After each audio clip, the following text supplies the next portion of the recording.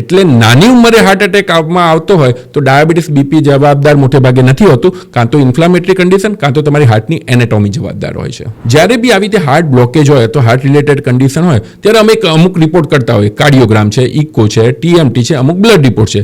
એ બધા નોર્મલ આવવા છતાં ઘણા બધા પેશન્ટના મગજમાં એટલું ભરાઈ ગયેલું છે કે મને હાર્ટ એટેક આવવાનો જ છે. So this is a panic condition. આ પેનિક એટેક છે. તમારી મૂવમેન્ટ સાથે ધારો કે હું મારો હાથ મૂવ કરું છું અને એનાથી વધે છે તો મોટે ભાગે હાર્ટનો દુખાવો ના હોય, એ સ્નાયુનો દુખાવો હોય. ફર્સ્ટ ઓફ ઓલ જીમમાં જવાથી ક્યારેય હાર્ટ એટેક નથી આવતો. આ તો એવી વાત થઈ કે ધારો કે હું અત્યારે વ્હીકલ ચલાવું છું, મને એક્સિડન્ટ થયો એટલે પછી મારે વ્હીકલ ચલાવવાનું બંધ કરી દેવું પડે. હાર્ટ એટેક એટલે શું?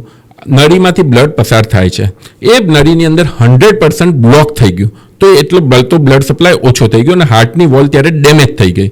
આવી વખતે જો સોર્બિટ્રેટ આપવામાં આવે તો બ્લડ પ્રેશર ઓછું થઈને માણસનું મૃત્યુ થઈ શકતું હોય છે. આ જો થોડું ઘણું બી લોકો સમજી ગયા ને તો લાખો લોકોની જિંદગી બચી શકે એવી છે. એક ઇમરજન્સી કિટ કહેવાય છે, જેની તમે કિંમત કરવા જાઓ ને 25 થી 30 રૂપિયાની છે. હાર્ટની ત્રણેય નસો 100% બ્લોક હોય, 100% અને 100%, ત્રણેય નસો 100% છે. જો એન્જિયોગ્રાફી એટલે શું કે મારે બ્લોકેજ છે કે નહીં એ જોવું છે. એન્જિયોપ્લાસ્ટી એટલે શું? સ્ટેન્ટ મૂકીને એન્જિયોપ્લાસ્ટી કહેવાય. હવે હાર્ટ રિલેક્સર હોય એટલે સામેથી એ જે ટ્રીટમેન્ટ છે એનાથી કાઉન્ટર પલ્સેશન થાય છે, એટલે સામેથી પ્રેશર આવે છે અને પ્રેશર મિકેનિઝમના કારણે તમારી નાની નાની નસો ખુલી જતી હોય છે. સો એને EECP ટ્રીટમેન્ટ કહેવાય છે. મેઇન જે અમે જોયેલું છે ડે ટુ ડે લાઈફમાં, સૌથી 1 થી 5 વસ્તુમાં હું સ્ટ્રેસ નાખીશ, બીજી બધી વસ્તુ છેલ્લું. કોઈ બી વસ્તુ જ્યારે માનસિક સ્ટ્રેસ આવે છે ત્યારે કોઈ બી બીમારી એના કરતાં 100 ગણી રૂપ ધારણ કરતી હોય છે.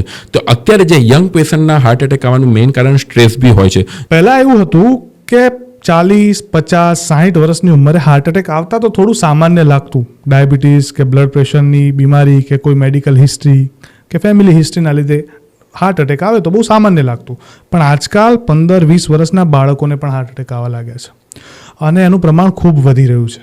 આના ઘણા બધા કારણો છે, પરંતુ સાચા કારણો શું છે હજી સુધી પાકું કહી શકાય નથી.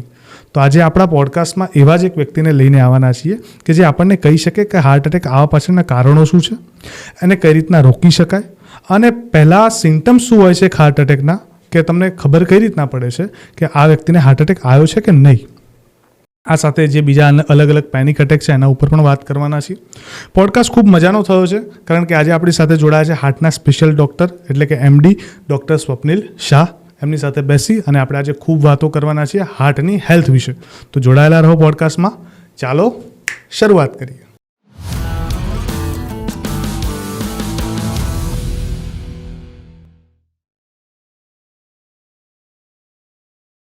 નમસ્કાર સર, સ્વાગત છે બેઠકમાં. Thank you. કેમ છો સર? પહેલાં તો first class. Heart fine? Heart અત્યાર સુધી તો છે, કાલનું તમને ખબર નથી, મને ખબર નથી, પણ હાલ સુધી તો છે. ઓકે સર, એકચ્યુઅલી છે ને આજે સ્પેશિયલી હાર્ટને લઈને જે અટેક આવી રહ્યા છે એના ઉપર પોડકાસ્ટ કરવો છે. અને આમ તો આ પોડકાસ્ટ કરવાનો વિચાર પણ ના આવતો, પણ હમણાં થોડા દિવસ પહેલાં રિસેન્ટલી અમે મોર્નિંગમાં ક્રિકેટ રમવા ગયા અને ત્યાં એક 20 વર્ષના છોકરાને હાર્ટ એટેક આવી ગયો. અમારી ઓપોનન્ટ ટીમમાં હતો અને એ જોઈને મને એવું થયું કે ખરેખરમાં અત્યારે બહુ કેસીસ આવી રહ્યા છે, જેટલા સાંભળવા મળે છે આવા જોવા મળે છે. એટલે મેં કીધું એક એવો પોડકાસ્ટ થાય કે જેમાં લોકો સુધી માહિતી પહોંચે કે હાર્ટ એટેક કેમ આવે છે, એને રોકવા હોય તો કઈ રીતના રોકી શકાય, લાઇફસ્ટાઈલ કઈ રીતના મેન્ટેન કરી શકીએ, દવાઓને, આ બધા વિષયો ઉપર આજે તમારી જોડે ચર્ચા કરવી છે ખુલીને. તો સૌથી પહેલાં તો મારો પ્રશ્ન એવો છે કે ઘણા લોકોને આમ તો કેવું હોય કે ડાયાબિટીસ છે, બ્લડ પ્રેશર છે, આવી બધી ડિસીઝ હોય અને હાર્ટ એટેક આવે કે ભાઈ કોઈ ફેમિલી હિસ્ટ્રી હોય અને હાર્ટ એટેક આવે તો આપણને થોડુંક સમજમાં આવે, પણ એવું ના હોવા છતાં બી હાર્ટ એટેક આવે છે તો આની પાછળના કારણો શું હોઈ શકે? તમારી વાત 100% સાચી છે. હમણાં રૂટીનલી અને લાસ્ટ 2-3 વર્ષમાં એકચ્યુઅલી કોરોના પછી જ જો કહો તો આ બધી વસ્તુ બહુ હાઇલાઇટ થયેલી છે. 15 વર્ષના છોકરાને અટેક આવે છે, 20 વર્ષના છોકરાને અટેક આવે છે. હવે જ્યારે તમે કહો છો કે અમુક ફેક્ટર્સ છે, જેવી રીતે ડાયાબિટીસ છે, બ્લડ પ્રેશર છે, કોલેસ્ટ્રોલ છે, તમને બી ખબર છે, બધા લોકોને ખબર છે કે એના લીધે એક હાર્ટ એટેક આવવાની શક્યતા હોય છે કારણ કે એનાથી બ્લોકેજ વધતા જતા હોય છે. પણ જ્યારે યંગ એજની અંદર જ્યારે અટેક આવે છે ત્યારે મોટે ભાગે આમાંથી એક પણ કારણ નથી હોતું. એનું રીઝન એ છે કે જ્યારે બી કોઈ તમને લાંબી બીમારી હોય, ડાયાબિટીસ છે, તો એનાથી બ્લોકેજ થતાં 15 થી 20 વર્ષ ઓછામાં ઓછા નીકળી જતા હોય છે. બ્લડ પ્રેશર હોય તો 15 થી 20 વર્ષ ઓછામાં ઓછા નીકળી જતા હોય છે. સો મોટે ભાગે જ્યારે યંગ એજની અંદર આવી રીતે હાર્ટને રિલેટેડ કઈ સમસ્યા થાય છે ત્યારે મેઇનલી આપણે 2 કારણ માની શકીએ. એક, હાર્ટની વોલ એક એવી જાડી થયેલી હોય જેને અમારી ભાષામાં HOCM HOM કહેવાય છે, હાઇપરટ્રોફિક ઓબ્સ્ટ્રક્ટિવ કાર્ડિયોમાયોપેથી, કે જેની અંદર રૂટીનલી તમને ક્યારે ખ્યાલ ના આવે પણ અચાનક કંઈક એક્ઝર્ઝન થાય, કોઈ ક્રિકેટ રમવા ગયું છે, કોઈક જીમમાં જાય છે, કોઈક એકદમ સ્ટેજ ચડી જાય છે, કોઈક અચાનક ડાન્સ કરતા જાય છે, તો એની અંદર એક આ કારણ બી હોય છે જે જીનેટિક બીમારી છે. ઘણી વખત આપણને ખ્યાલ ના આવતો હોય, હાલની વોર્ડ જાડી હોય, તમે રૂટીનલી તમારું કામ કરી શકતા હોય, અચાનક એક્ઝર્ઝન આવે અને પેશન્ટ ઢળી પડતું હોય છે. બીજું એક કારણ એ હોય છે કે ઘણી વખત તમે જેમ સાંભળેલું છે, કોરોનાની અંદર એક CRP કરીને રિપોર્ટ થતો હતો, ઇન્ફ્લામેટરી માર્કર કહેવાય છે. તો એવી રીતે કોઈ ઇન્ફ્લામેટરી કન્ડિશનના કારણે, એ કોરોના હોય, એ ડેન્ગ્યુ હોય, એ ચિકનગુનિયા હોય, એ જીનેટિક કોઈ બીમારી હોય કે જેના લીધે શરીરની અંદર ગઠ્ઠા જામી જતા હોય હાર્ટ, અને એ ગઠ્ઠો અચાનક છૂટા પડીને હાર્ટની નળીની અંદર ફસાઈ જાય તો હાર્ટ એટેક આવતો હોય છે. એટલે નાની ઉંમરે હાર્ટ એટેક આવતો હોય તો ડાયાબિટીસ BP જવાબદાર મોટે ભાગે નથી હોતું, કાં તો ઇન્ફ્લામેટરી કન્ડિશન, કાં તો તમારી હાર્ટની એનેટોમી જવાબદાર હોય છે. અચ્છા, હવે પણ ઘણીવાર કેવું થાય છે, લોકોને અત્યારે થોડું ઘણું બી પેઇન થઈ જાય તો પેનિક અટેક છે કે હાર્ટ અટેક છે ખબર નથી પડતી. આ બંને વચ્ચેનો ડિફરન્સ શું છે? લક્ષણો કોઈ જુદા હશે? ના, એબ્સોલ્યુટલી. એક તો જો પેનિક એટેક છે ને, એ કોઈ બીમારી નથી, એ એક માનસિક કન્ડિશન છે. મતલબ કે આજે તમે કીધું તમારા ફ્રેન્ડને આવી રીતે ક્રિકેટ રમતા હાર્ટ એટેક આવેલો હતો. હવે એ જે જગ્યાએ એ લોકો 15-20 જણા ઊભેલા હશે, એમાંથી 1-2 જણ એવા ગભરાઈ ગયેલા હશે કે એ એમને જઈને પોતાનું હેલ્થ ચેકઅપ કરાવડાયેલું હશે. હેલ્થ ચેકઅપ નોર્મલ આવવા છતાં બી એમને થતું હશે કે ભાઈ મારે લેફ્ટ સાઈડ પેઇન થાય છે, અચાનક એન્ક્સિયસ થઈ જતા હશે, શરીર પરસેવો થઈ જતો હોય, ગભરામણ થઈ જશે. લક્ષણો હાર્ટ એટેક જેવા જ હોય, પણ ખરેખર એ મગજની એન્ઝાઇટીના લીધે હોય છે, એને પેનિક એટેક કહેવાય છે. હાર્ટ એટેક એટલે શું થાય છે કે હાર્ટની નળીની અંદર અચાનક 100% બ્લોકેજ થઈ જવું, એની અંદર એકદમ હાથી જાણે છાતીમાં બેઠી ગયો ને એટલું બધું પેઇન થતું હોય છે, ગભરામણ થાય, શરીર પરસેવો થઈ જાય, પેનિક એટેકમાં બી થાય. પણ આની અંદર પેઇન મેઇન સિમ્પટોમ્સ હોય છે. બીજું, જ્યારે બી આવી રીતે હાર્ટ બ્લોકેજ હોય તો હાર્ટ રિલેટેડ કન્ડિશન હોય ત્યારે અમે અમુક રિપોર્ટ કરતા હોય, કાર્ડિયોગ્રામ છે, ઇકો છે, TMT છે, અમુક બ્લડ રિપોર્ટ છે.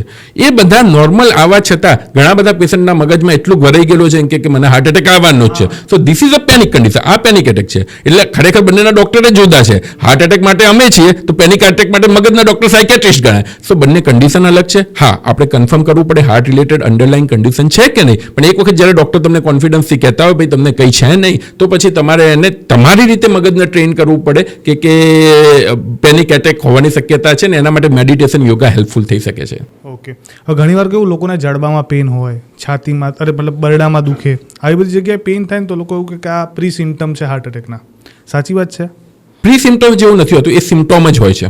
હવે જો હાર્ટ એટેકના સિમ્ટોમ્સ કયા છે, તો એક છાતીમાં ડાબી બાજુ દુખવું, તમને ખબર છે, બધાને ખબર, પણ એ દુખાવો અહીંયા જડબા સુધી બી થઈ શકે, નીચે પેટ સુધી બી થઈ શકે, અને radiate to the left arm, ડાબી બાજુના આર્મ સુધી બી જઈ શકતો હોય. એ મેઇનલી હાર્ટ એટેકનો ટિપિકલ દુખાવો છે.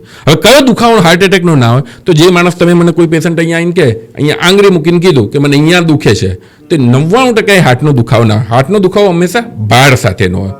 બીજું, જ્યારે બી કોઈ ડાબી બાજુનું બી પેઇન હોય, તમારી મૂવમેન્ટ સાથે, ધારો કે હું મારો હાથ મૂવ કરું છું અને એનાથી વધે છે, તો મોટે ભાગે એ હાર્ટનો દુખાવો ના હોય, એ સ્નાયુનો દુખાવો હોય.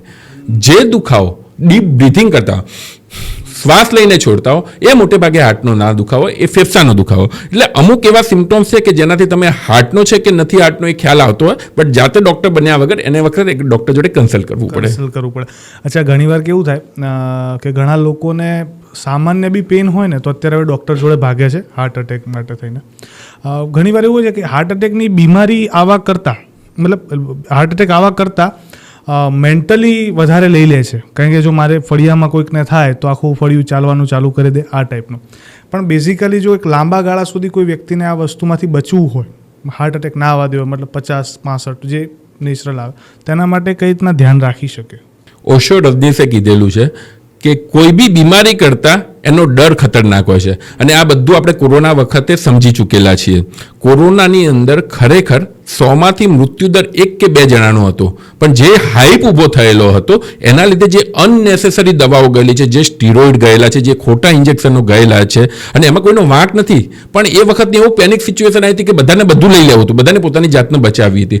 એના લીધે જે અત્યારે સુધી બધા લોકો સહન કરી લે, ધારો કે સ્ટીરોઇડ લીધેલા છે તો ઘણા બધાના હાડકા ખોખરા થઈ ગયેલા છે, ઘણા બધાના નાની ઉંમરે ડાયાબિટીસ આવી ગયેલા છે. તો એકચ્યુઅલી કોઈ બી બીમારી કરતાં એનો ડર ખતરનાક હોય છે. કોઈ વસ્તુ, ધારો કે તમને એવા કોઈ સિમ્ટોમ્સ લાગે તો એની એક ડ્યુ પ્રોસેસ હોય છે કે ચલો કાર્ડિયોગ્રામ કરાવો, ડૉક્ટરને બતાવો, TMT કરાવો, ઇકો કરાવો, અને જ્યારે બધું નોર્મલ આવે ત્યારે તમારે પછી તમારી જાતને ટ્રેન કરવાનું છે કે ના ભાઈ મને આ સિમ્ટમ્સ આવે છે, આ થોડાક માનસિક રીતેના સિમ્ટમ્સ છે, અને એમાંથી જે બી કંઈ કરે છે કે મેડિટેશન હોય, યોગા હોય, પ્રોપર કાઉન્સિલિંગ હોય, એ કરીને તમારે બહાર આવવું પડે. નહીં તો શું થતું હોય છે, લક્ષણો ના મળે ત્યાં સુધી નવા નવા રિપોર્ટો થતા જાય અને અલ્ટિમેટલી ખરેખર ના હોય અને એ લોકોને ડાયાબિટીસ, બ્લડ પ્રેશર કે હાર્ટ એટેક આવતો હોય છે. સ્ટ્રેસ એક મોટું કારણ છે કે જેનાથી આ હાર્ટ રિલેટેડ બીમારી થતી હોય. હવે અત્યારે કશું હોય નહીં પણ તમે એનો વિચાર જ કરો તો ઓબ્વિયસલી એ વસ્તુ થવાની શક્યતા વધી જાય છે. વધી જાય છે. ઘણીવાર આ તમે ઓશોની વાત કરીને તો ઓશોનું એક સ્ટેટમેન્ટ એવું પણ હતું કે મોટે ભાગે એવું જોવા મળે કે જે ડૉક્ટર જેનો સારવાર કરતો હોય ને ભવિષ્યમાં એને એવો રોગ આવી શકે એની ચાન્સીસ વધી જાય, કારણ કે આખો દિવસ એ રોગના વિચારમાં રહેવાનું હોય. એબ્સોલ્યુટલી. એનીવે આપણે પાછા મુદ્દા ઉપર આવીએ. જીમમાં જવાથી હાર્ટ એટેકના કેસીસ વધ્યા છે, જે તમે હમણાં વાત કરતા તમે કીધું કે આ રીઝન હોઈ શકે, પણ શું એ જે તમે કહો છો કે જે ગઠ્ઠા થઈ જાય જે છૂટા પડે, આના માટેની કોઈ દવા કે મેડિસિન આવી છે? ફર્સ્ટ ઓફ ઓલ, જીમમાં જવાથી ક્યારેય હાર્ટ એટેક નથી આવતો. આ તો એવી વાત થઈ કે ધારો કે હું અત્યારે વ્હીકલ ચલાવું છું, મને એક્સિડન્ટ થયો એટલે પછી મારે વ્હીકલ ચલાવવાનું બંધ કરી દેવું પડે. બેઝિકલી એ જીમમાં જતાં જેને હાર્ટ એટેક આવે છે, ઇટ્સ એન એક્સિડન્ટ. એ કયા લોકોને કે જેની બેઝ લાઇન કોઈ એવી બીમારી છે જે પકડાયેલી નથી અને અત્યારે અચાનક એક્ઝર્ઝન થાય છે, એના લીધે હાર્ટ એટેક આવતો હોય છે. ગ્રેજ્યુઅલી જો બધી કસરત કરવામાં આવે ને પ્રોપરલી સ્ક્રીનિંગ થયેલો તો મોટે ભાગે હાર્ટ એટેક નથી આવતો હોતો. સો એ હાર્ટ એટેક આવે એટલે જીમમાં ના જવું એ તો બહુ ખરાબ નિવેદન કહેવાય. જીમમાં જવું પડે, પણ બેઝિકલી કોઈના ગાઈડન્સની અંદર. અને આઈ રિકમેન્ડ કે કોઈ બી માણસ હોય કે જે અત્યાર સુધી થોડું બેઠાડું જીવન જીવ્યું છે અને પછી એને જીમનો શોખ જાગ્યો છે તો પર્ટિક્યુલર પહેલાં હેલ્થ ચેકઅપ કરાવડાવે. ઘણી વખત શું થતું હોય તમને ખ્યાલ બી ના હોય, બીપી છે 170 180 હોય, તમને ખ્યાલ નથી, તમે મપાયું નથી, તમે કાલથી ટ્રેડમિલ અચાનક દોડવાનું ચાલુ કર્યું તો એ 170 સુધી બીપી વાંધો નથી આવતો, પણ જ્યારે એ શૂટઅપ થઈને 200 થાય ત્યારે તમને હાર્ટ એટેક આવી જાય છે. સો આવી કન્ડિશનની અંદર ક્યારેય પ્રોપરલી જ્યારે તમે ડૉક્ટરનું એક ગાઈડન્સ લેવું પડે, હેલ્થ ચેકઅપ કરાવવું પડે, અને રૂટીન છે 1000-1500ના ટેસ્ટ થતા હોય છે. એક વખત કરાયા પછી તમે ડેફિનેટલી જીમ કરો તો એ બધું થવાની શક્યતા ઓછી થતી હોય છે.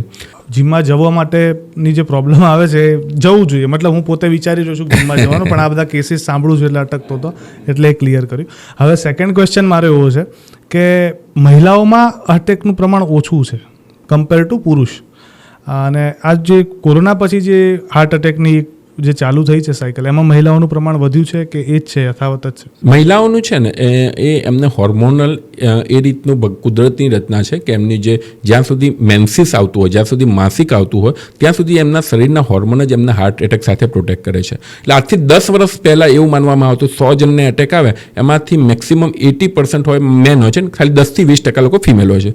હવે ગ્રેજ્યુઅલી કોરોનાના લીધે નહીં પણ લાઈફસ્ટાઈલના લીધે છેલ્લા 10 વર્ષની અંદર જે ઘણું, કારણ કે સ્ટ્રેસ પહેલાં એવું હતું કે એકલા જે વર્કિંગ પર્સન હોય એ જ કરતા હતા, હવે ફિમેલ બી એટલે લોકો મેઇન સ્ટ્રીમમાં આવી ગયેલા છે, ખાવા પીવાની હેબિટ્સ બી એ રીતની થઈ ગયેલી છે, બીજા બધા ઘણા બધા કારણો છે કે જે વેસ્ટર્નાઇઝ કલ્ચર આપણે કહીએ છીએ એના લીધે બી ફિમેલ બી એ મેઇન ફ્લોમાં આવી ગયેલી છે, એટલે એના લીધે હોવાની શક્યતા ખરી.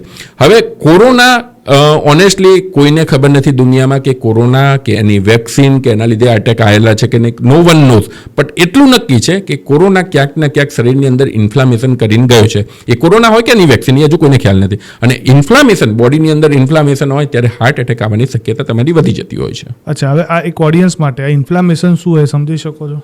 સો એને આપણે ઉદય કહેવાય, શરીરની અંદરની ઉદય. તમને ડાયાબિટીસ છે તો ડાયાબિટીસના લીધે હાર્ટની નળીઓ થોડી ડેમેજ થતી હોય છે, કારણ કે એક્સ્ટ્રા ગ્લુકોઝ નળીઓને ડેમેજ કરતું હોય છે. એ જ રીતે બ્લડ પ્રેશર છે તો બ્લડ પ્રેશર જેમ વધે છે એના લીધે તમારી જે નળીઓ છે ડેમેજ થતી હોય છે. તમે ખાવા પીવાની ખરાબ આદતો છે તો અલ્ટિમેટલી નળીઓ ડેમેજ થતી હોય છે. એ જ રીતે આલ્કોહોલ છે, બીડી છે, સિગરેટ છે, એ બધાના લીધે તમારી નળીઓ ડેમેજ થતી હોય છે. એ જ રીતે કોઈ બી વાયરસની તાકાત છે કે બોડીની અંદર ઇન્ફ્લામેશન કરી શકે. કોરોના એક વાયરસ હતો, એ જ રીતે સાદો સ્વાઇન ફ્લૂ હોય કે સાદો H1N1 જે કહેવાય છે કે રૂટીનલી આપણને બધાનો થતો હોય છે. અમે ઘણા બધા એવા પેશન્ટ જોતા હોઈએ છીએ કે એ લોકોને ગળું તો પકડાયું હોય પણ 4-5 દિવસની અંદર એમનું હાર્ટ બી પકડાઈ ગયું અને હાર્ટનું પમ્પિંગ ઓછું થઈ ગયું હોય. બહુ રેર છે પણ એવું બી શક્યતા હોય છે. એટલે કોઈ બી વાયરસ કે કોઈ બી બેક્ટેરિયાની તાકાત છે કે તમારા બોડીની અંદર ઇન્ફ્લામેશન કરી શકે. ઇન્ફ્લામેશન એટલે શરીરની ઉદય, અને જ્યારે શરીરની અંદર ઉદય થતી હોય તે પહેલું હાર્ટ એટલે હાર્ટ એટેક આવે, અથવા તો મગજ એટલે કે સ્ટ્રોક આવવાની શક્યતા વધી જતી હોય છે. ચાન્સીસ બી વધી જાય. અચ્છા, હવે નોર્મલી જ્યારે હાર્ટ એટેકના કેસ જોઈએ ને એટલે પહેલી એક ટેબ્લેટ લોકો સજેસ્ટ કરી દે, ડૉક્ટર બની જાય કે સોર્બિટ્રેટ આપી દો. એ અસર કરે છે સોર્બિટ્રેટ? એકચ્યુઅલી હાર્ટ એટેકમાં જિંદગીમાં સોર્બિટ્રેટ લેવાય નહીં. એ એન્જાઇનાની દવા છે. એન્જાઇના અને હાર્ટ એટેક અલગ છે. હાર્ટ એટેક એટલે શું? નળીમાંથી બ્લડ પસાર થાય છે, એ નળીની અંદર 100% બ્લોક થઈ ગયું તો એટલો બ્લડ સપ્લાય ઓછો થઈ ગયો અને હાર્ટની વોલ ત્યારે ડેમેજ થઈ ગઈ. આવી વખતે જો સોર્બિટ્રેટ આપવામાં આવે તો બ્લડ પ્રેશર ઓછું થઈને માણસનું મૃત્યુ થઈ શકતું હોય છે. સોર્બિટ્રેટ એ એન્જાઇના એટલે શું કે હું ધારો કે ચાલું છું, અત્યારે મારો બ્લડ સપ્લાય 70% જેટલો છે, હું ચાલું છું અને થોડું જોરથી ચાલું છું એટલે મારા બ્લડને જે 80% જેટલો બ્લડ સપ્લાય મળે એ મારું હાર્ટ નથી પહોંચી શકતું, એટલે મને ચાલતી વખતે દુખાવો થાય, શ્વાસ ચડે, ગભરામણ થાય, બેસું એટલે પાછું મટી જાય. એ એન્જાઇનાના સિમ્ટમ્સ કહેવાય. એટલે એના માટે સોર્બિટ્રેટ ફાયદાકારક થઈ શકે, પણ હાર્ટ એટેકમાં જિંદગીમાં બી ભૂલથી સોર્બિટ્રેટ દવા ના આપી શકાય. અચ્છા, હવે સોર્બિટ્રેટ તો ના આપી શકાય, તો કઈ દવા આપી શકાય? કદાચ કોઈક એવો કેસ આપણે જોઈએ તો પ્રાઇમરી તબક્કે આપણે શું કરી શકીએ? હવે આ એક બહુ જ ઇમ્પોર્ટન્ટ ક્વેશ્ચન છે અને આ જો થોડું ઘણું બી લોકો સમજી ગયા ને તો લાખો લોકોની જિંદગી બચી શકે એવી છે. એક ઇમરજન્સી કિટ કહેવાય છે, જેની તમે કિંમત કરવા જાઓ ને 25 થી 30 રૂપિયાની છે. અચ્છા. એની અંદરની જે 7 દવા આવે છે, હું તમને નામ લખાવું છું. ઇકોસ્પ્રિન 325 મિલીગ્રામ એ ચાવી જવાની છે. ક્લોપિડોગ્રીલ 75 મિલીગ્રામ 4 ટેબ્લેટ ગળી જવાની છે અને એટોર્વાસ્ટેટિન 40 મિલીગ્રામ વાળી 2 ટેબ્લેટ ગળી જવાની છે. આ ટોટલ 7 ટેબ્લેટ છે, 30 રૂપિયાની કિંમત છે. દરેક હાર્ટ પેશન્ટ અથવા તો જેની ફેમિલી હિસ્ટ્રી પોતાની જોડે રાખવું જોઈએ. આ કામ કઈ રીતે કરે છે? જ્યારે તમને એટેક આવે છે ત્યારે મેં કીધું કે તમને 100% ગઠ્ઠો થઈ ગયેલો હોય છે. એ ગઠ્ઠો 6 કલાક સુધી જો આપણે કોઈ બી રીતે એને ઓગાળી દઈએ અથવા તો સ્ટેન્ટ મૂકી દઈએ અથવા તો એવા ઇન્જેક્શન આપી દઈએ કે જેનાથી ઓગળી જાય તો તમારી કોઈ બી માણસની જાન બચવાની શક્યતા વધી જતી હોય છે. આ 7 દવા એક સાથે લેવામાં આવે તો તરત જ ગઠ્ઠા ઉપર કામ કરવાનું ચાલુ કરે છે. એટલે એવું અત્યારે રિસર્ચ કહે છે કે 100માંથી 30 થી 40 માણસોની ખાલી આ દવાઓથી જાન બચી શકે છે. હવે એનો મતલબ એ નથી કે હોસ્પિટલ ના જવું, હોસ્પિટલ તો જવું જ, પણ આપણે ઘણી બધી વખત એવું છે કે એને લાઇટલી લેતા હોય છે. એટલું ઇન્ફ્રાસ્ટ્રક્ચર આપણી જોડે એવું નથી કે ધારો કે કોઈ પેરીફરીમાંથી કોઈકને એટેક આવેલો તો હોસ્પિટલમાં પહોંચતા ઘણા અવર્સ જતા રહે છે. આવી કન્ડિશનની અંદર આ ટેબ્લેટ કોઈની જાન બચાવી શકે છે. ઓકે. અચ્છા, હવે તમે કીધું કે આ ટેબ્લેટ્સ લેવી જોઈએ, પણ હવે આ ક્લિયર કરો કે કોઈને હાર્ટની હિસ્ટ્રી હોય તો જ લેવી જોઈએ? કારણ કે ઘણી વખત પેનિક આવે તો બી લોકો 7 ગોળીઓ લઈ લેશે. ના, ડેફિનેટલી યુઝ્યુઅલી હાર્ટ સિમ્ટમ્સ મેં તમને જે કીધું કે ફરીથી કહું છું કે છાતીમાં દુખાવો થવો, હાથી બેઠો ગયો એટલો બધો ભાર લાગવો, શરીર પરસેવો થવો, ગભરામણ થવી, એ હાર્ટના લક્ષણો થાય. એવા પેશન્ટને હાર્ટ એટેક, હવે જરૂર નથી કે હિસ્ટ્રી હોય, પહેલી વખત બી આવે તો આ લઈ શકે છે. હવે તમારી વાત સાચી છે, કોઈકને પેનિક એટેક આવીને લઈ લીધી તો એનાથી કંઈ બીજું મોટું નુકસાન નથી. અચ્છા, ઓકે. બીજું મોટું નુકસાન હા થોડું ઘણું એ ગેસ્ટ્રાઇટિસ કે એસિડિટી થઈ શકે, પણ જ્યારે તમે હંમેશા કોઈ બી વસ્તુનું પ્રોઝ વર્સિસ કોન, ફાયદો વર્સિસ ગેરફાયદો જોગે. જો તમે એક એવી ઇમરજન્સી કેસીસ 100 માણસોની જાન બચાવી શકતા હોય તો 2-3 જણાને માઇનર કોમ્પ્લિકેશન થાય તો એ બહુ મોટી વસ્તુ નથી. હા, સાચી વાત છે, 100%. અચ્છા, હવે તમે કીધું પહેલી વખત હાર્ટ એટેક, એટલે મારા મગજમાં એક તરત સવાલ હોય. મેં આવું સાંભળેલું છે, કારણ કે હાર્ટ એટેકને લઈને માન્યતાઓ ઘણી બધી છે કે પહેલી વખત હાર્ટ એટેક આવે ને એટલે માણસ લગભગ જતો રહે, કદાચ બચી ગયો તો બીજી વખત હાર્ટ એટેક આવે તો ડેફિનેટલી બચી જશે અને ત્રીજી વખતમાં પતી જશે, આવું લોકો કહેતા હોય છે. આમાં કેટલું તથ્ય? ના, આ ખોટી વસ્તુ છે. એકચ્યુઅલી પહેલી, બીજી, ત્રીજી વખતે ભગવાન એવી રીતે કંઈ નથી મોકલતા. ભગવાને જે હાર્ટની એનેટોમી બનાવી છે એમાંથી પર્ટિક્યુલરલી અમુક વેઝલ્સથી અમુક જગ્યાએ હાર્ટની વોલની અંદર બ્લડ સપ્લાય પહોંચતો હોય છે. કઈ જગ્યાએ બ્લોકેજ થયું છે અને કેટલું બ્લોકેજ થયું છે એના ઉપરથી હાર્ટ એટેકની સિવિયરિટી થતી હોય છે. ઘણા લોકો એવું કે પહેલાં જે એટેકની અંદર સડન ડેથ થતું હોય છે એમનું મેજર હાર્ટની વોલ ઇન્ફાક્ટ થયેલી હોય છે. ઘણા લોકોને 10-15 એટેક આવી જતા હોય છે, માઇનર એટેક આવતા હોય છે, તો એ જલસાથી જીવ્યા કરતા હોય છે. સો એ બેઝિકલી કઈ જગ્યાએ એટેક થયું છે, હાર્ટની કેટલી વોલ ડેમેજ થઈ છે એના ઉપર હોય છે, ના કે પહેલો, બીજો, ત્રીજો કાઉન્ટ પ્રમાણે થતું હોય. હા, અને આ જે કીધું ને કે પહેલા અટેકમાં ડેથ થઈ જાય, એમાં ઘણી વખત 100% બ્લોકેજ હોય એટલે જ એવું થાય. અને ઘણા લોકોને માઇનોર અટેક આવે. આનું આવું કેમ થતું હશે? મતલબ બોડીમાં એની પાછળના કોઈ રીઝન છે અલગથી? હા, એટલે જે અમુક જે હાર્ટની નળીઓ છે એ મેઇન નળીઓ છે. હવે એના પાર્ટ પડતા હોય છે. જ્યારે મેઇન નળીની અંદર 100% બ્લોકેજ હોય, 100% બ્લોક થઈ ગયું, અને બીજી કે કોઈ કારણથી તમારી નાની કોલેટરલ્સ નથી ખુલેલી. હવે હું તમને સિમ્પલ સમજાવું. તમે જ્યારે કોઈ એન્જિયોગ્રાફી કે હાર્ટની નળીઓ ઉપર જો તો 3 નસો દેખાય. હવે તમને એમ લાગે કે 1, 2, 3 જ નસ છે, પણ હાર્ટમાં એના સિવાયની લાખો કરોડો સંખ્યામાં નાની નસો છે. હવે ફોર એક્ઝામ્પલ કોઈ પેશન્ટને અહીંયા 100% બ્લોકેજ થયું. હવે એની એ કોલેટરલ્સ કોઈ કારણથી ખુલી જાય છે. હવે કઈ રીતે ખુલે? તો એક્સરસાઇઝથી, જીમથી ખુલે, ડાયટથી ખુલે, મેડિટેશન મેડિટેશનથી ખુલે, અમુક એવી ટ્રીટમેન્ટ આવે છે કે જેનાથી એ ખુલે. તો અહીંયા 100% બી ભલે બ્લોક થયેલું હોય, પણ અલ્ટરનેટિવલી બ્લડ સપ્લાય ચાલુ હોય તો એટલો સિવિયર હાર્ટ એટેક નથી આવતો હતો. Okay. હવે ઘણા પેશન્ટ એવા હોય છે કે જેમની કોઈ કારણથી એ નસો ખુલેલી જ નથી, તો એમને 70, 80, 90 અને માઇનર બ્લોકેજ હોય તો એની અંદર બી સિવિયર એટેક આવી શકતો હોય છે. સો બેઝિકલી એ એકલું કઈ જગ્યાએ બ્લોક થાય છે, તમારી હાર્ટની નાની નસો જે નેચરલ કોલેટરાઇઝેશન કહેવાય એ કેટલું છે, એ બધા ફેક્ટર્સ ઉપર અસર કરતું હોય. મતલબ આ વાતથી તો એનો મતલબ એક સાબિતી એ પણ થાય કે યોગા, જીમ ને એ બધાથી અમુક નસો ખુલી જાય તે બચાવશે. એબ્સોલ્યુટલી. અત્યારે ધારો કે જે બી માણસ 10-15 કિલોમીટર રન કરે છે ટ્રેડમિલ ઉપર, શેના માટે કરે છે? કારણ કે એની કોલેટરલ્સ ખોલવા માટે કરે છે. અલ્ટિમેટલી હાર્ટ તમારું કેમ સ્ટ્રોંગ થાય છે કે તમારી નાની નસો ખુલી જાય છે. એટલે ઘણા અમે એવા પેશન્ટો જોતા હોઈએ છીએ કે તમને જાણીને નવાઈ લાગશે, હાર્ટની ત્રણેય નસો 100% બ્લોક હોય, 100% અને 100%, ત્રણેય નસો 100%. હવે આપણને એમ લાગે કોઈ જગ્યાનું 100% આપણે બ્લડ સપ્લાય ખોલવી દઈએ તો ઓબ્વિયસલી માણસ કઈ રીતે જીવતો રહે, તો બી એને છાતીના દુખાવાનું લક્ષણ ના હોય, કારણ કે એનું નેચરલ કોલેટરલાઇઝેશન એટલું થયેલું છે, આખી જિંદગી જીવી જતા હોય છે એમાંથી. પણ એ વસ્તુ ઇમ્પોર્ટન્ટ છે કે તમારું નેચરલ કોલેટરલાઇઝેશન કઈ રીતે થયેલું છે. ઘણી વખત જીનેટિકલી થતું હોય છે, ઘણા બધા એક્સરસાઇઝથી થતું હોય છે, મેડિટેશનથી થતું હોય છે, અમુક એવી ટ્રીટમેન્ટ છે કે જેનાથી કોલેટરલાઇઝેશન થતું હોય છે. સો આ બધાના લીધે જો કોલેટરલાઇઝેશન થઈ ગયેલું હોય તો ભવિષ્યમાં એટેક આવવાની શક્યતા ઓછી થઈ જાય છે. અચ્છા, ઘણી વખત લોકોને બ્લોકેજ આવે ને તરત જઈને સ્ટેન્ડ મૂકી દે છે. હમણાં તો બહુ કેસીસ આવે. એ યોગ્ય છે કે? હવે છે ને આ એક ગ્રે એરિયામાં છે. હવે ધારો કે મેં તમને જેમ કીધું કે એટેકના પહેલા 6 કલાક બહુ જ ઇમ્પોર્ટન્ટ છે. ઓકે. અત્યારે આ તો ઇન્ડિયામાં આપણું બધું લાલિયાવાડી ચાલતું હોય છે, નહીંતર જો હું પોતે યુએસ ભણેલો છું, ત્યાં આગળ ડોર ટુ નીડલ, એટલે તમારા ધારો કે કોઈ હાર્ટ એટેક વાળું પેશન્ટ હોય તો તમે કેટલા વાગે હોસ્પિટલમાં પહોંચ્યા અને કેટલી મિનિટની અંદર તમારામાં નીડલ નાખીને પ્રોસિજર થઈ, એટલું ઇમ્પોર્ટન્ટ છે, એટલું બારીકાઈથી એ લોકો કરતા હોય છે. પહેલા 6 કલાકની અંદર જેટલું જલ્દી સ્ટેન્ટ મુકાઈ દીધો એનાથી દુનિયામાં બીજી કોઈ વસ્તુ જ નથી. જો જરૂર હોય તો એને અમારી ભાષામાં પામી કહેવાય છે કે એ પહેલા 6 કલાકની અંદર તમારી લાઈફ બચાવે છે. પછી અમુક દિવસ થઈ ગયા પછી અને તમને જો હાર્ટના સિમ્પટમ્સ રહેતા હોય પછી સ્ટેન્ટનું ઇમ્પોર્ટન્સ ધીરે ધીરે ઓછું થતું જાય છે. હવે એના માટે ઘણા બધા એવા ટ્રાયલ થયા છે મેડિકલ સાયન્સની અંદર. હું નામ સાથે કહું છું, તમે ગૂગલ કરી શકો છો. એક કરેજ ટ્રાયલ છે, એક ઇસ્કેમિયા ટ્રાયલ છે. હવે આની એક માહિતી તમને જાણીને આનંદ થશે અને આશ્ચર્ય બી થશે. એ લોકોએ શું કરેલું હતું, 2500 જેટલા પેશન્ટ લીધા, હોસ્પિટલની અંદર એન્જિયોગ્રાફી કરાવવા લઈ ગયા, ઓપરેશન એન્જિયોગ્રાફી એટલે હાર્ટની નળીઓની તપાસ કરી. 2500માંથી 1250 પેશન્ટને એમને સ્ટેન્ટ મૂક્યો. 1250 પેશન્ટને એમને એકલી દવાઓ ચાલુ રાખી. હવે કયા પેશન્ટને સ્ટેન્ટ મૂક્યો છે, કયા પેશન્ટને દવાઓ રાખી છે ખબર નથી. પછી એમનું 5 વર્ષ, 10 વર્ષ, 15 વર્ષ સુધી ફોલોઅપ થયું અને એનું રિઝલ્ટ શું આવ્યું કે જે લોકોનું સ્ટેન્ટ મૂકેલા હતા અને જે લોકોને ખાલી દવાઓ રાખેલી હતી એ બંનેમાં ડેથ રેશિયોમાં ખરેખર કંઈ ફરક જ નથી. ખરેખર જે લોકોમાં સ્ટેન્ટ મૂકેલા હતા એમનામાં ડેથ થવાનું પ્રમાણ થોડું વધુ હતું. એટલે જે એને અમારી ભાષામાં પ્લાન્ટ એન્જિયોપ્લાસ્ટી કહેવાય. જ્યારે એન્જિયોપ્લાસ્ટી થોડા ટાઈમ પછી થતી હોય તો સ્ટેબલ એન્જાઇનાવાળા પેશન્ટની એની જરૂર હોતી નથી હોતી. એવા લોકોમાં એકચ્યુઅલી સ્ટેન્ટ ઘણી વખત હાનિકારક થતો હોય છે અને એવા પેશન્ટ અમુક આઈડિયલ મેડિકલ મેનેજમેન્ટથી બી સર્વાઈવ થઈ શકતા હોય છે. અચ્છા, હવે એક એન્જિયોપ્લાસ્ટીનું નામ કીધું તો એક નવી પદ્ધતિ હમણાં મારા સાંભળવામાં આવી છે. આમ તો જૂની છે પણ હમણાંનું બહુ સાંભળવા મળે છે, સીટી એન્જિયોપ્લાસ્ટી. એ શું છે? ઓકે, એ આપણે એન્જિયોગ્રાફીની વાત કરીએ છીએ. જો એન્જિયોગ્રાફી એટલે શું કે મારે બ્લોકેજ છે કે નહીં એ જોવું છે. એન્જિયોપ્લાસ્ટી એટલે શું, સ્ટેન્ટ મૂકવાને એન્જિયોપ્લાસ્ટી કહેવાય. હવે એન્જિયોગ્રાફીની 2 રીત છે. એક કન્વેન્શનલ એન્જિયોગ્રાફી એટલે કે વર્ષોથી ચાલી આવતી હતી. એની અંદર શું કરે, હાર્ટની અહીંથી તમારે એક તાર નાખે, તાર છે એક હાર્ટ સુધી આવે ને એમાંથી ડાઈ ઇન્સર્ટ કરે. એટલે અહીંથી આખો તાર ગયો અને એ હાર્ટ અહીંયા રાખીને ડાઈ ઇન્સર્ટ કરે અને પછી હાર્ટની નળીઓનું બ્લોકેજ જોવે. એ કન્વેન્શનલ એન્જિયોગ્રાફી કહેવાય.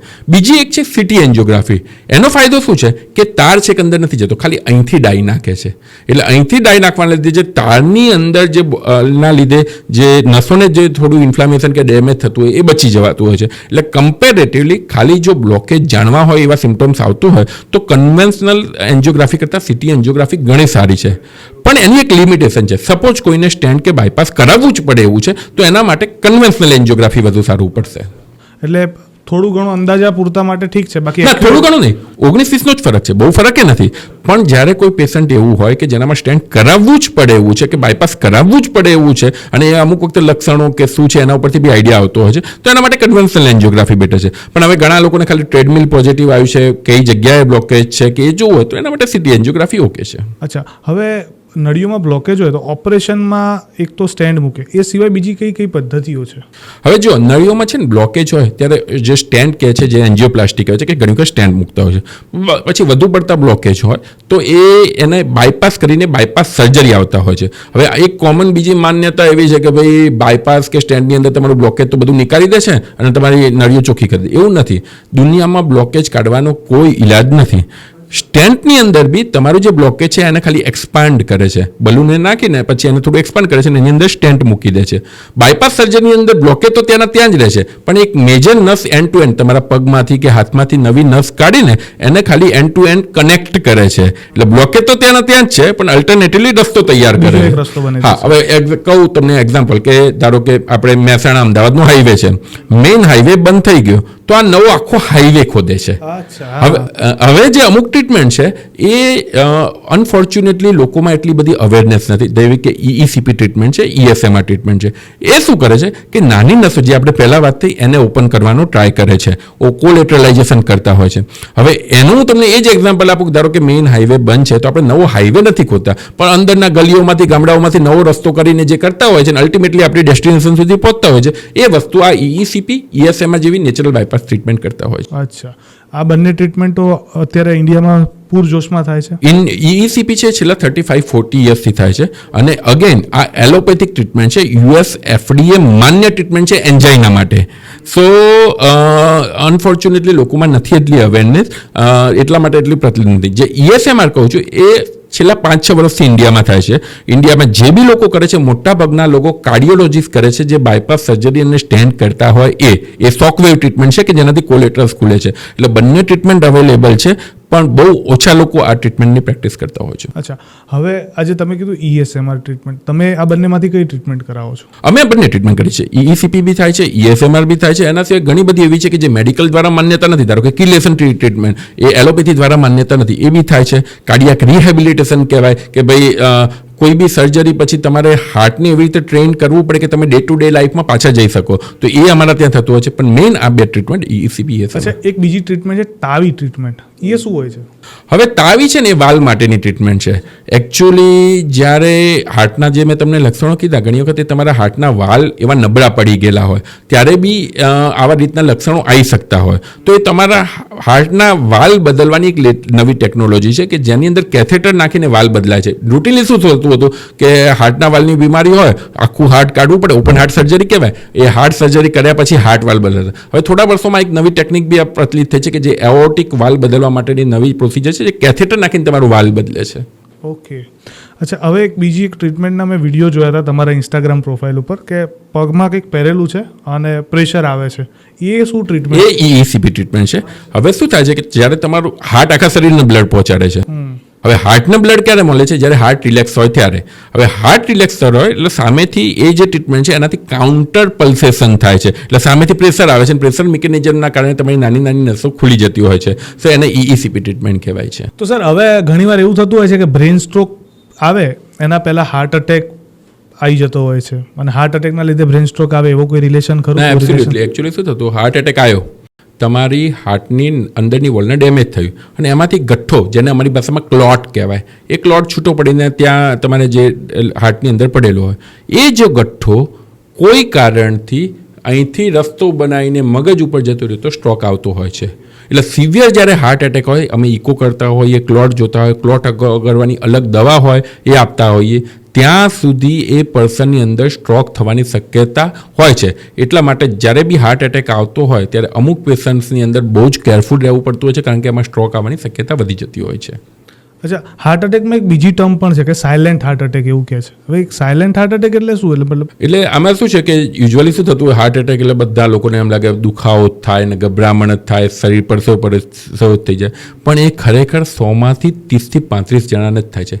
75% લોકોને, લગભગ 70 to 75% લોકોને બની શકે કોઈ લક્ષણ જ ના હોય, હવે એ કેવા પેશન્ટમાં થતું હોય, ડાયાબિટીક પેશન્ટ છે એવા પેશન્ટ, એ ડાયાબિટીસની અંદર તમારી હાર્ટની નસો સુકાઈ જતી હોય, એટલા માટે તમારે હાર્ટને એ પેઇન ના થઈ શકે. તમને ધારો કે અહીંયા મારે જે કહેવાય કે સેન્સેશન જતા રહ્યા હોય, મને કોઈ અહીંયા ટચ કરે તો મને ખ્યાલ ના આવે, એ જ રીતે હાર્ટની નસો ઘણી વખત ડાયાબિટીસની અંદર સુકાઈ જતું હોય, તો એવા પેશન્ટની અંદર હાર્ટ એટેક આવીને જતો રહે તો ખ્યાલ બી ના આવતો હોય. આમ રૂટીન ઇકો કે ઇસીજી કરાવીએ ત્યારે ખબર પડે ઓહો હાર્ટ એટેક, અને ત્યારે પાછી એ લોકો હિસ્ટ્રી આપે કે હા એ વખતે થોડું ઘણી બળતરા જેવું થયેલું હતું, તો એક સાયલેન્ટ હાર્ટ એટેક થાય. પછી બીજી વસ્તુ અમે એક રૂટીનલી જોતા હોઈએ ને કે રાત્રે 1-2 વાગે કોઈને ઘરમાં ચેસ્ટ પેઇન થયું, ઘરમાં ફેમિલીમાં બધા જોડે લોકો રહે છે, મધર કે ફાધરને થયું ચેસ્ટ પેઇન, તો મોટે ભાગે કે ભાઈ એસિડિટીનું હશે, એટલું બધું દુખાવ નથી, ગેસનું હશે, ચલો ઇનોફી લઈએ, એસિડિટીની દવા લઈ લઈએ. અત્યારે રાત્રે ક્યાં બિચારાઓને ડિસ્ટર્બ કરે, કાલ સવારે જોબ ઉપર જવાનું છે.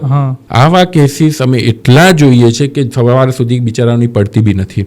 બેઝિકલી હું ક્યાંય ગભરાવતો નથી, પણ આવા કોઈ જે ઘરમાં ઉંમરલાયક પર્સન હોય, જેને ડાયાબિટીસ હોય, એવા લોકો રાત્રે નાની એવી બી કમ્પ્લેન કરે તો તરત એટલીસ્ટ ઇસીજી કરાવડાવો, એટલીસ્ટ કાર્ડિયોગ્રામ તો કરાવડાવો અને અંડર ઓબ્ઝર્વેશનમાં રહો. કારણ કે રાતનું જે અચાનક પેઇન થાય છે યુઝ્યુઅલી એમને નથી થતું હતું, એ મોટે ભાગે હાર્ટના હોવાની શક્યતા બી આપણે નકારી ના શકીએ.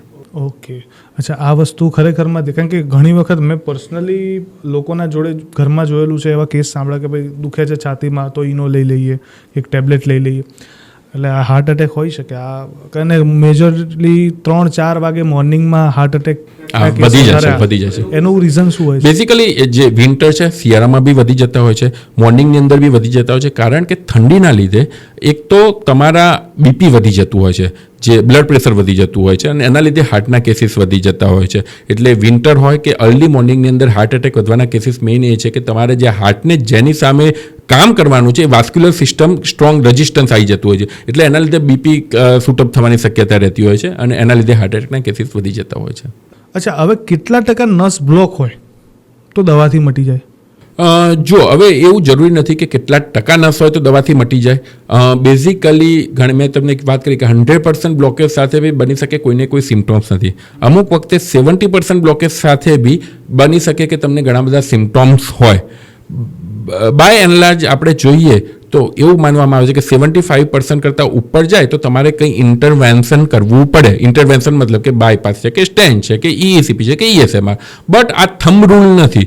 100% વાળાને બી કંઈ કરવાની જરૂર ના હોઈ શકે અને 70% વાળાને બી કંઈ કરાવડાવવું પડે. એ ઓલવેઝ રિપોર્ટ્સને ના જોવાય, હંમેશા પેશન્ટને બી જોડે જોવું પડે, મતલબ કે એના લક્ષણોને બી જોડે જોવા પડે. અચ્છા, હવે છે ને મેડિકલની વાત આવે ને એટલે પહેલો મગજમાં મોટો શબ્દ આવે ખર્ચો. થોડોક આઉટ ઓફ ટોપિક જઉં છું, બટ હવે વાત કરીએ એના ઉપર. ના 100%. ઘણી વાર એવું થાય ને કે 2 મિનિટ ડૉક્ટર જોવે ને 1000-1500 લઈ લે. બરાબર છે. ઘણા લોકોના મનમાં પ્રશ્ન થાય કે 1000-1500 લઈ લીધા, ડૉક્ટર મોંઘા છે ને ડૉક્ટરો લૂંટે છે ને, આ રીતે એક માનસિકતા બનેલી છે આપણા સમાજમાં. આ વિષય ઉપર તમારું એક ડૉક્ટર તરીકે શું ઓપિનિયન હોય છે? ઓકે, હવે બહુ સરસ ક્વેશ્ચન પૂછ્યો અને હું કહું છું આ બહુ જરૂરી હતો, અને હું લોકોને બી વિનંતી કરીશ તમે એક બાયસ થયા વગર શું કારણ છે એનું તમે વસ્તુ સાંભળજો.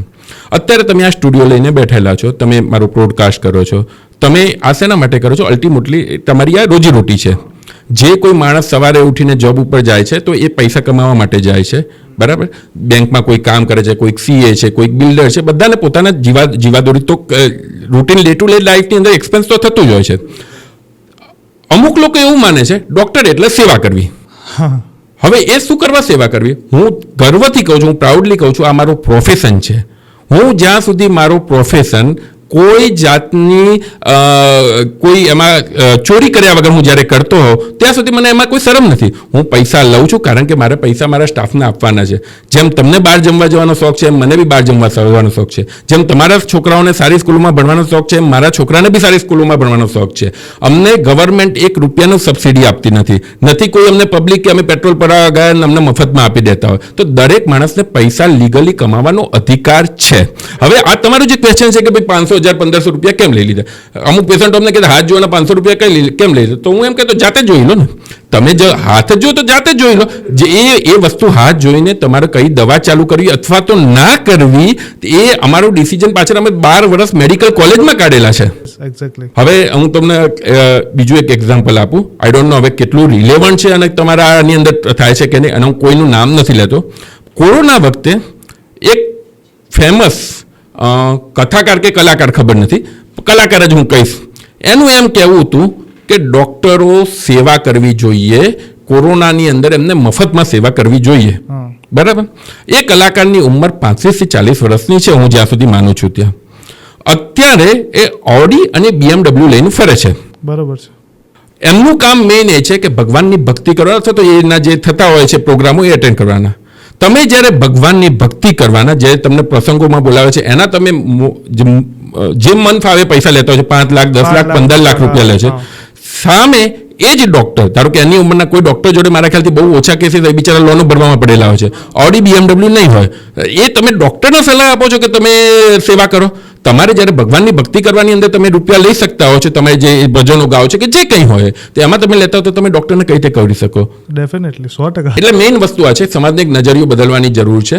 જેમ આ પ્રોફેશન છે, સેવા માટે બીજું ગવર્મેન્ટે ઘણું બધું કરેલું છે. હું એમાં ગરીબ માણસો માટે ગવર્મેન્ટની બહુ સારી સિસ્ટમ છે. એમની તમે સરકારી હોસ્પિટલ જો, પણ દરેક માણસના કોઈના ઉપર ઘન રાખીને તમે સેવા ના કરાવી શકો. હવે કાલે તમે ધારો કે મને કહો ભાઈ તમે સેવા કરો, તો હું તમને કહીશ ચલો મારા ત્યાં આવી જાઓ ક્લિનિક ઉપર, ફ્રીમાં કામ કરજો તમે, જે અથવા તો તમે સેવાનો લાભ તમે લઈ લો, જે પેશન્ટનું બિલ થાય હું તમને આપી દઉં. તમે તૈયાર થશો? ના, ઓબ્વિયસલી. તો પછી એટલે એ વસ્તુ થોડું બદલવાની જરૂર છે. ખોટી રીતે પૈસા કમાવે ખોટું છે, પણ સાચી રીતે મહેનતના પૈસા મારો હક છે જે હું કમાવું છું, અને એ મને કોઈ એમને તો આપતું નથી હોતું. કોઈ બી ડૉક્ટર મને એટલે નથી, ધારો કે કોઈ 500 રૂપિયા ડૉક્ટર લેતા હોય, બીજા 5000 લેતા હોય, કંઈક એવી એમનામાં વિશેષતા હશે, કંઈક એમનો અનુભવ હશે, કંઈક એમની ટેકલ કરવાની રીત હશે કે જેના લીધે એને 5000 રૂપિયા આપે છે. એટલે એ વસ્તુ આપણે કન્સિડર કરવી પડે. અચ્છા અજન, આ વાત ઉપર મને કિસ્સો યાદ આવ્યો. પિકાસો કરીને એક પેઇન્ટર થઈ ગયા, આઈ ડોન્ટ નો, મે બી લગભગ પિકાસો જ હતા. એક એક્ઝિબિશન ચાલતું હતું, એમાં કોઈક એમનું ફેન આવ્યો અને કીધું કે સર મારા માટે એક પેઇન્ટિંગ બનાવી આપો ને. તો એક નાનકડું પેપર લીધું રૂમાલ જેવું, અને મેં એક પેઇન્ટિંગ બનાવીને આપ્યું. તો પેલી થેન્ક યુ કહીને જવા લાગી એની ફેન. તો પિકાસો કે વેઇટ $1 million આપવા પડશે. તો કે 1 મિનિટના પેઇન્ટિંગના $1 million, કે એ 1 મિનિટનું કામ કરવા માટે મેં 20 વર્ષ અભ્યાસ કર્યો છે. એબ્સોલ્યુટલી, એટલે એબ્સોલ્યુટલી. પૈસા એના છે, 20 વર્ષના અભ્યાસના છે. એટલે વાત તમારી 100% સાચી છે, અને આઈ એમ ડેફિનેટલી એગ્રી વિથ યુ.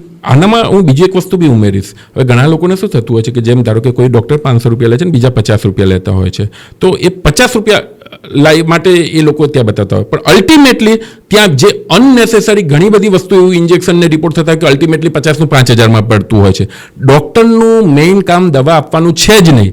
ડૉક્ટરનું કામ એ છે કે દવાઓ કઈ રીતે ના અપાય અને પેશન્ટ ફિટ રહે, એનું કામ છે. એટલે જેટલી ઓછી મેડિકેશન્સ એ પેશન્ટ માટે ઘણું સારું છે, પણ એના માટે તમારે પ્રાઇસ તો ચૂકવવી જ પડે. એટલે એ વસ્તુ આમાં છે.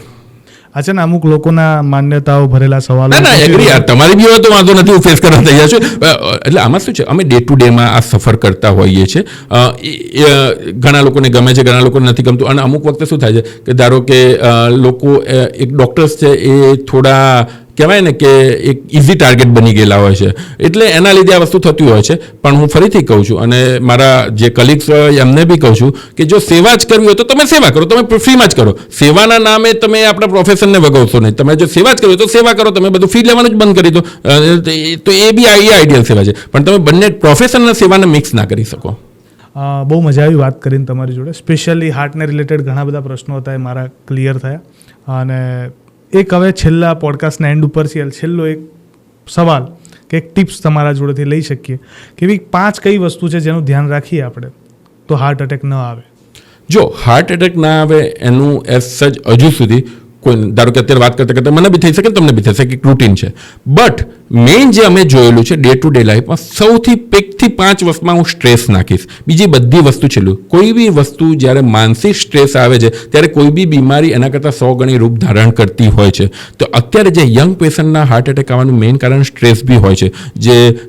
જે ફોમો છે, ફિલિંગ ઓફ મિસિંગ આઉટ છે, જે ટાર્ગેટ ઓરિએન્ટેડ જે લોકોની જોબ છે, એ બધાની અંદર હાર્ટ એટેકના કેસીસ વધવા માંડ્યા છે. સો બેઝિકલી મેડિટેશન, યોગા, જે આપણી જૂની વસ્તુ હતું એને પાર્ટ ઓફ લાઈફ અત્યારે બનાવવી પડે એવી છે. બીજું ઓબ્વિયસલી ડાયટ છે, એક્સરસાઇઝ છે, જો રૂટીન તમારું હેલ્થ ચેકઅપ છે, અથવા તો જે દવા પ્રિસ્ક્રાઇબ કરેલી છે મેડિસિન લેવી પડે. એટલે મેઇન સ્ટ્રેસ, બાકીની આ બધી વસ્તુનું ધ્યાન રાખવામાં આવે તો મોટે ભાગે આનાથી તમે બચી શકો છો.